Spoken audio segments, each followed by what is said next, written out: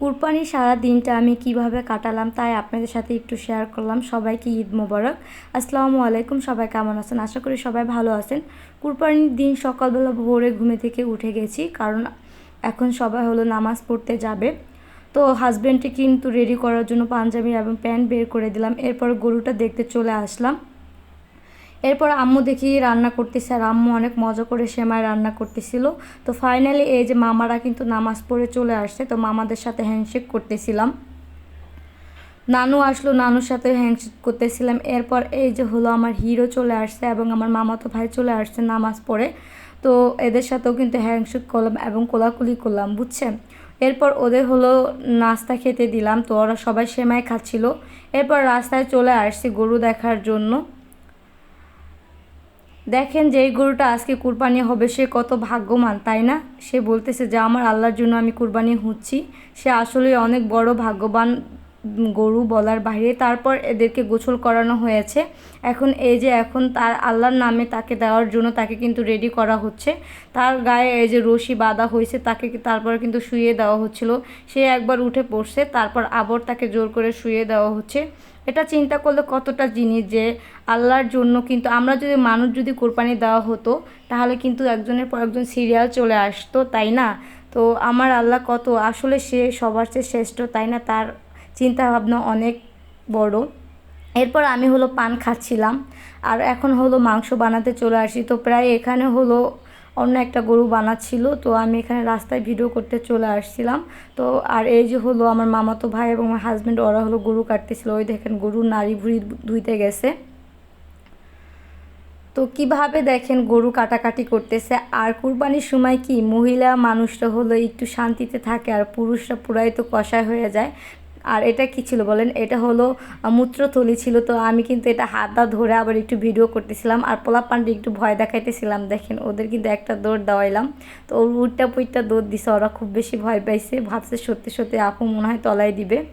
তো এরপরে এটা হলো এখন হলো আমি পুকুরের ভিতর ফালাবো, কারণ একটু দুষ্টামি না করলে আমার একদমই ভাল লাগে না, বুঝছেন।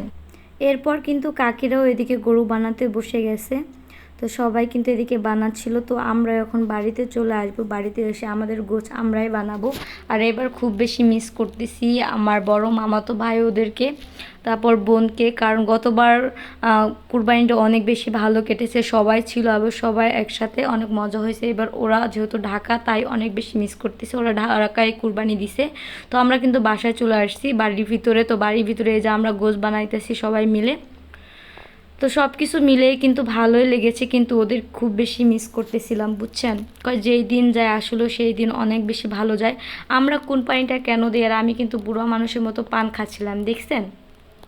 আমরা চিন্তা করি যে কোরবানি দিব মানুষকে দেখানোর জন্য, মানুষ আল্লাহর জন্য তো দেই, কিন্তু মানুষকে কিন্তু সাথে সাথে দেখায় যে আমার গরুতে এই কয় কেজি মাংস হয়েছে, এই কয় মন মাংস হয়েছে, আমার গরুর দাম বেশি, এইটা ওইটা।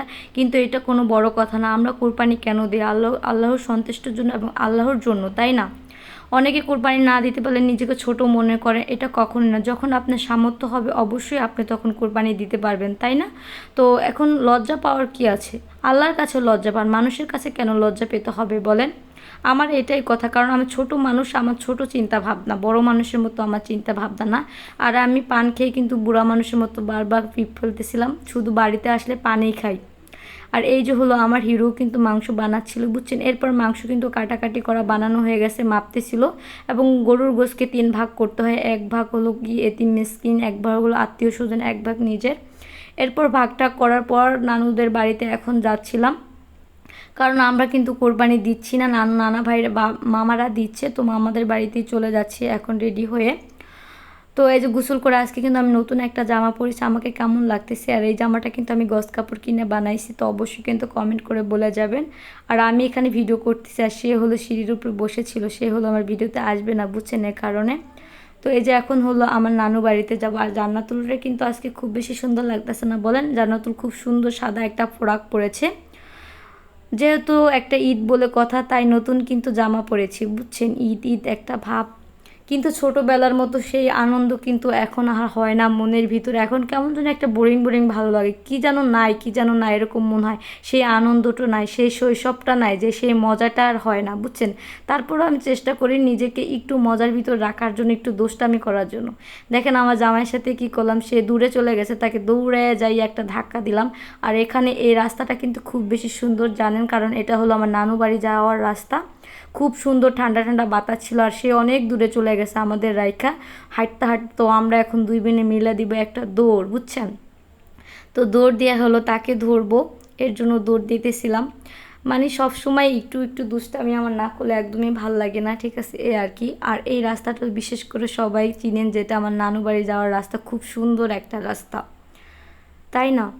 তো এইটাই যে কুরবানি দিলে কখনোই নিজেকে ছোট করবে না। যখন আপনার সামর্থ্য হবে অবশ্যই অবশ্যই আপনি আল্লাহর নামে কুরবানি দিবেন। এতে আপনি ছোট একটা ছাগল দিতে পারেন, 20,000 টাকা কুরবানির ভাগ রাখতে পারেন। অবশ্যই যখন আপনার সামর্থ্য হবে অবশ্যই দিবেন, এতে কখনোই নিজেকে ছোট করবে না। এবং অন্য যারা কুরবানি দেন তখন অবশ্যই তারা কখনোই মানুষকে ছোট চোখে দেখবেন না। আল্লাহকে খুশি করেন, মানুষকে খুশি করেন, ঠিক আছে। এরপর ফাইনালি কিন্তু নানু বাড়িতে চলে আসলাম। আর এই জায়গায় কিন্তু এই যে একটা ছাগল আছে, এটা হলো আগামীকালকে আবার কুরবানি দেওয়া হবে আল্লাহর নামে, ঠিক আছে। তো এটার সাথে আমি একটুখানি এই যে একটু ছবি তুলতেছিলাম, আর এটার মাথাটাকে একটু করতেছিলাম। তো ফাইনালি এই যে চলে আসলাম, আর এখানে এসে এই যে আমার কিউট বোনটাকে কুলে নিলাম। এটা ছিল আমার মামার ছোট মেয়ে, খুব সুন্দরই ছিল, বুঝছেন। তো এখানে হলো মামি এই যে গোশ রান্না করতেছিল। আর কুরবানির গোশ আসলে অনেক ভালো লাগে, যেহেতু আল্লাহর নামের ইয়া। তো এখানে গ্রামবাসীদের দেওয়ার জন্য পলিথিন করা হচ্ছিল, তো ওরা গ্রামবাসীদেরকে দিয়ে আসছে, এবার আর আমি যাই নাই, বুঝছেন। তো ফাইনালি এখন হলো খাওয়া দাওয়া করবো দুপুরের। এখন এই কুরবানির গোশটা আজকে যেরকম ভালো লাগবে অন্যদিন খেতে কিন্তু একদমই ভালো লাগবে না, তাই না। আজকের দিনটা একটা বিশেষ দিন, যে আল্লাহর জন্য কুরবানি দেওয়ার মাংসটা আসলেই খুব বেশি মজা লাগে। তো আজকে এই পর্যন্ত, সবাই ভালো থাকবেন।